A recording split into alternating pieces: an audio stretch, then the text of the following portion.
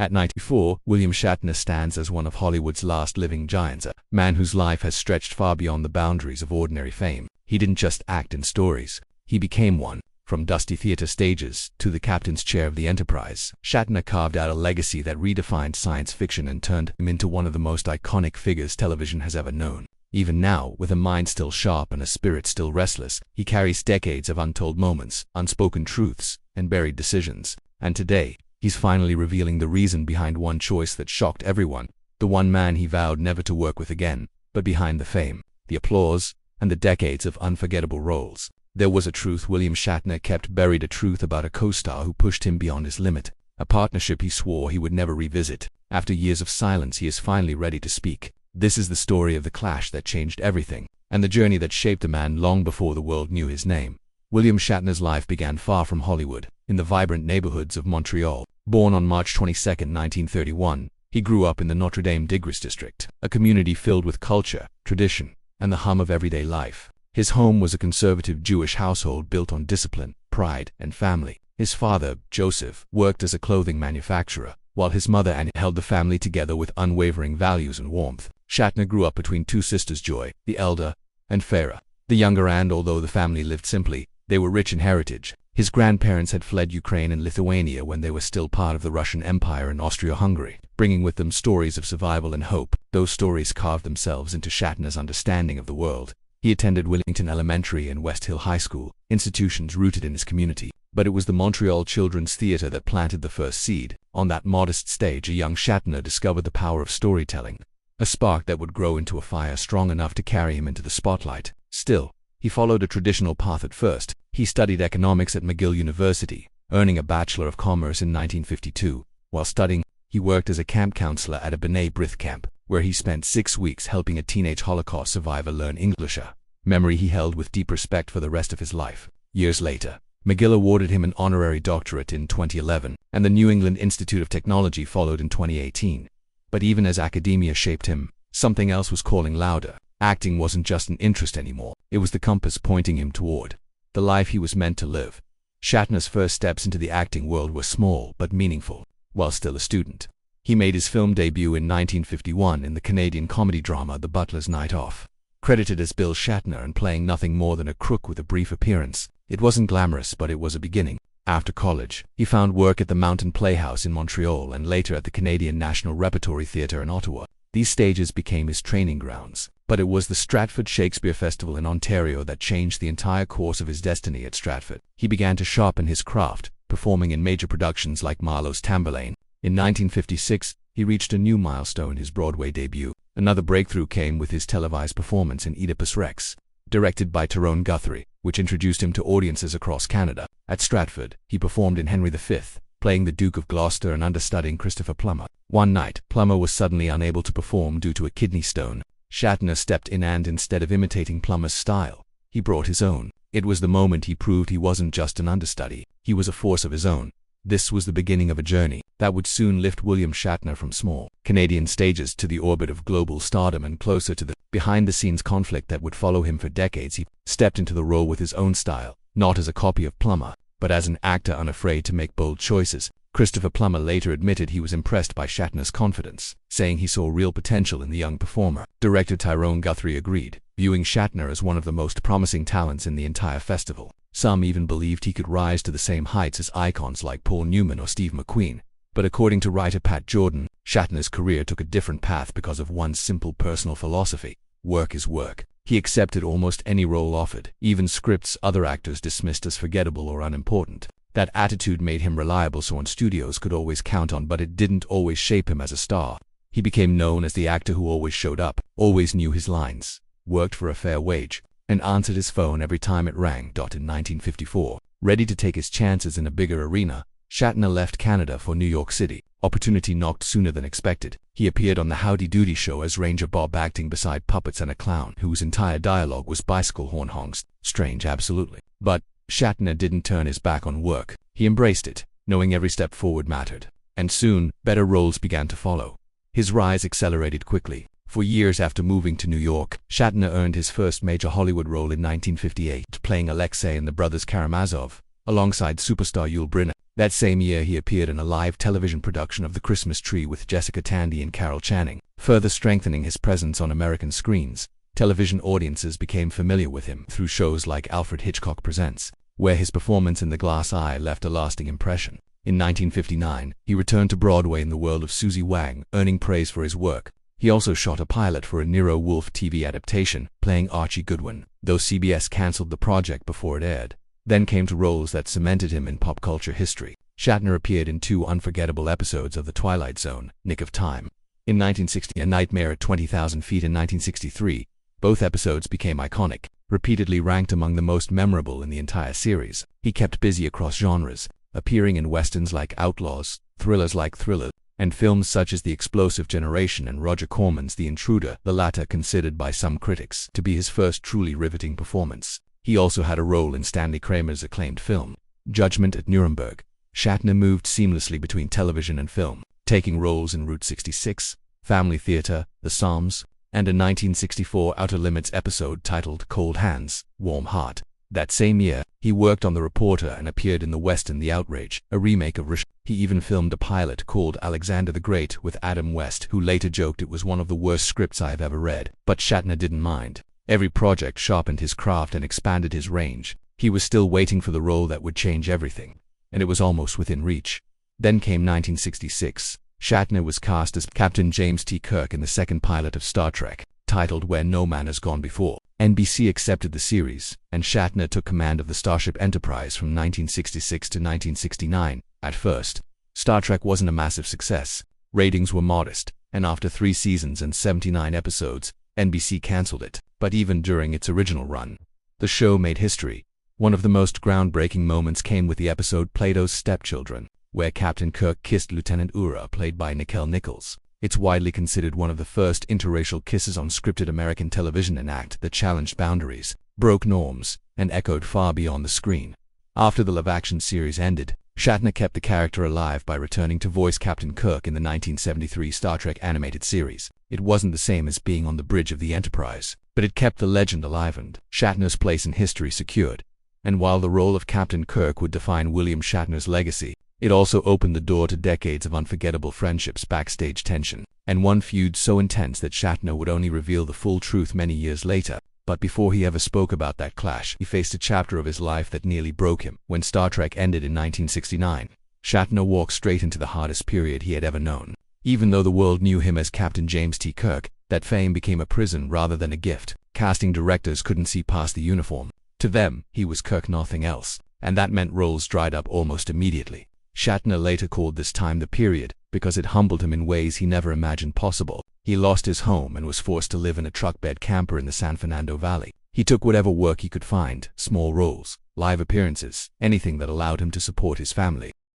His film projects during these difficult years were mostly low-budget, B-movies like Big Bad Mama 1974, the horror film The Devil's Rain 1975, and Kingdom of the Spiders 1977. Still, he earned some praise for his role in the 1971 PBS production of The Andersonville Trial, and he kept working through TV movies such as The People 1972 and The Horror at 37,000 Feet 1973. In 1975, Shatner found temporary stability starring in the Western-style action series Barbary Coast.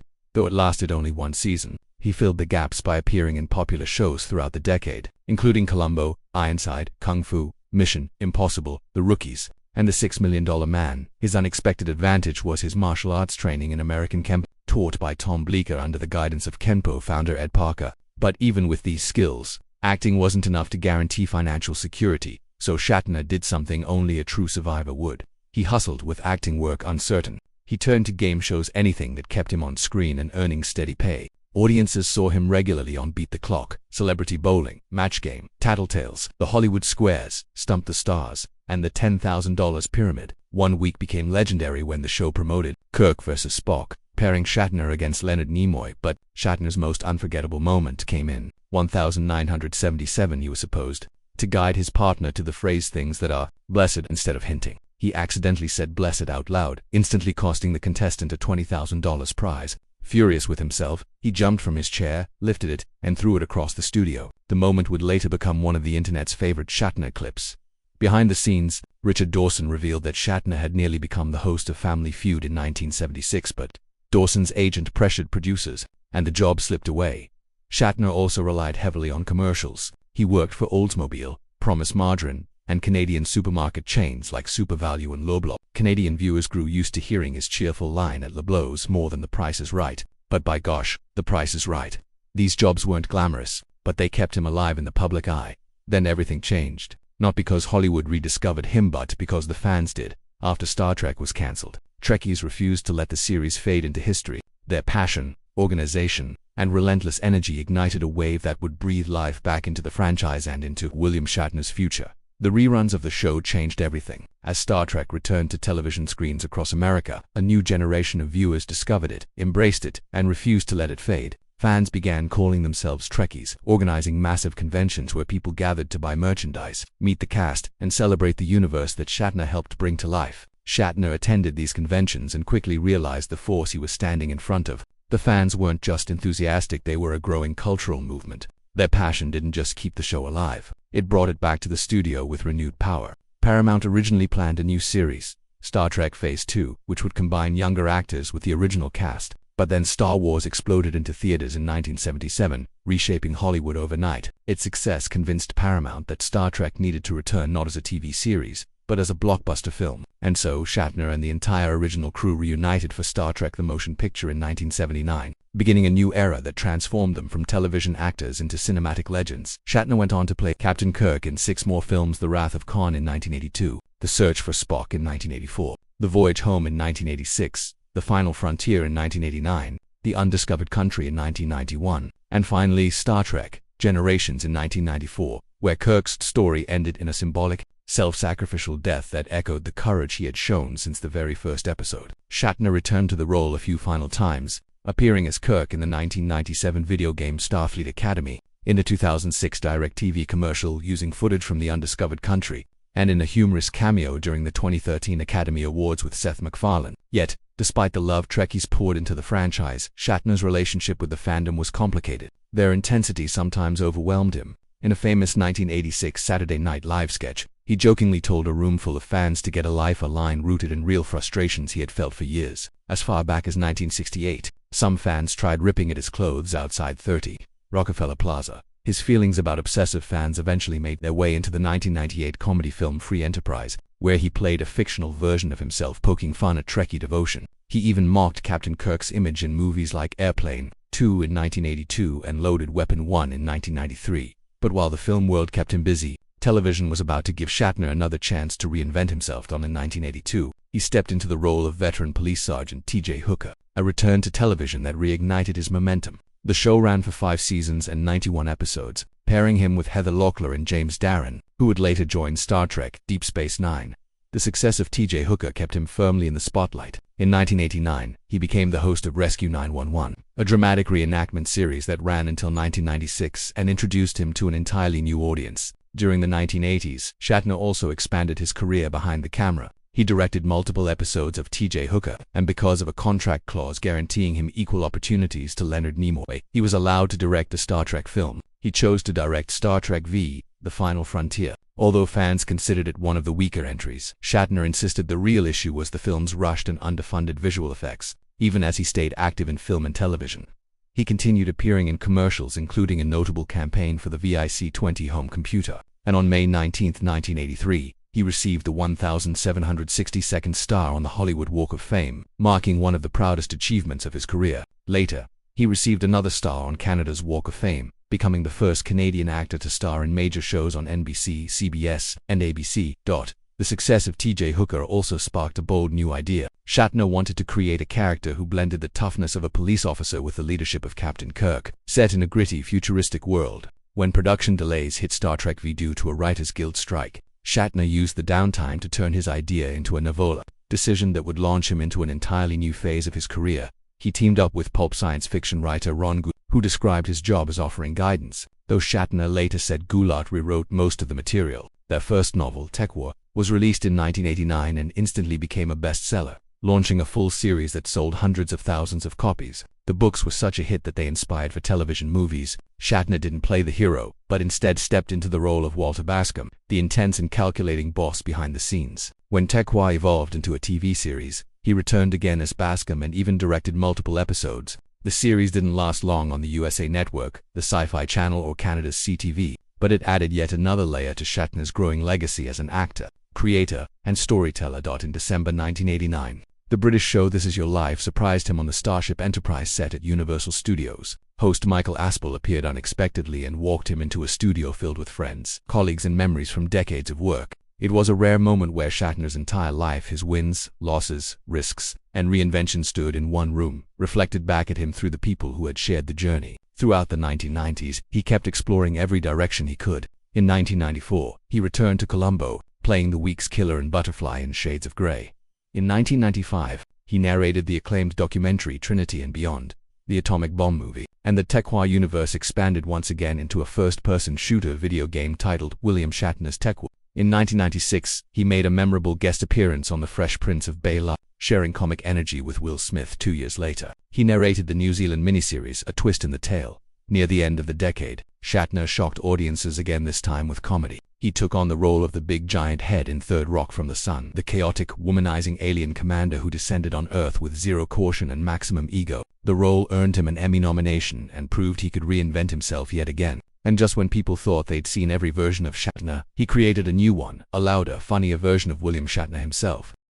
In the late 1990s, Shatner became the face of PRICELINE.com, transforming his public persona into a running, self-aware joke. He played a bragging, over-the-top version of himself who turned travel deals into epic missions. The ads went viral before viral was even a concept. Rumors spread that he earned hundreds of millions of dollars in stock, but Shatner later clarified the stories were wildly inflated, though he did receive stock options that grew in value over time. Alongside the commercials, he stepped behind the scenes as the CEO of CORE Digital Pictures, a Toronto special effects studio that operated from 1994 to 2010, helping bring visual worlds to life for films and television.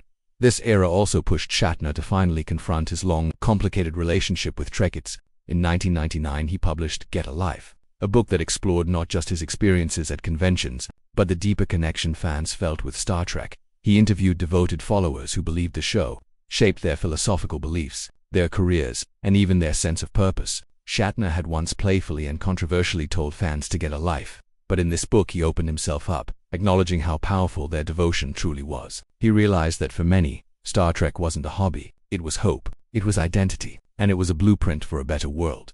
But even as he reconnected with the fan community, another transformation was waiting. Television was about to give him the kind of artistic rebirth most actors never get: accolades, new roles, music experiments, and eventually the ultimate adventuring actual journey into space were all still ahead. And at 94, William Shatner would still be rewriting his story. From 2004 to 2008, he stepped into one of the most unforgettable roles of his later career, attorney Denny Crane, first appearing in the final season of The Practice and then taking center stage in its spin-off Boston Legal. Shatner delivered a bold, unpredictable, almost electric performance that earned him 2 Emmy Awards, proof that, even after decades in the industry, he could still command a room and steal the spotlight. He continued reinventing himself when he joined NBC's Better Late Than Never from 2016 to 2018, a travel series where he and other older celebrities wandered through Asia and Europe, blending culture, comedy, and unexpected adventure. Off-screen, Shatner kept exploring music, a side of his career often misunderstood yet strangely beloved. His first album, The Transformed Man in 1968, introduced the world to his dramatic spoken-word style with covers like Lucy in the Sky, With Diamonds, Mr. Tambourine Man, and Rocket Man. His most successful project came decades later in 2011 with Seeking Major Tom, an album filled with space-themed classics like Pink Floyd's Learning to Fly, David Bowie's Space Oddity, and Queen's Bohemian Rhapsody, a perfect match for a man whose identity had been tied to the stars for half a century. Then, in 2021, the impossible happened. After spending his career pretending to explore space as Captain Kirk, William Shatner actually left Earth at 90 years old. Aboard Blue Origin's NS-18, he became the oldest human to ever reach the edge of space, standing among fewer than 600 people in history to accomplish the feat. Even when Ed Dwight surpassed his age record in 2024, Shatner's achievement remained a profound symbol of a life lived with relentless curiosity. But behind these iconic moments, not everything shimmered. The show that made him a legend also carried shadows. Long before Shatner flew into space or won Emmy Awards, one relationship on the Star Trek set had already fractured and it never healed.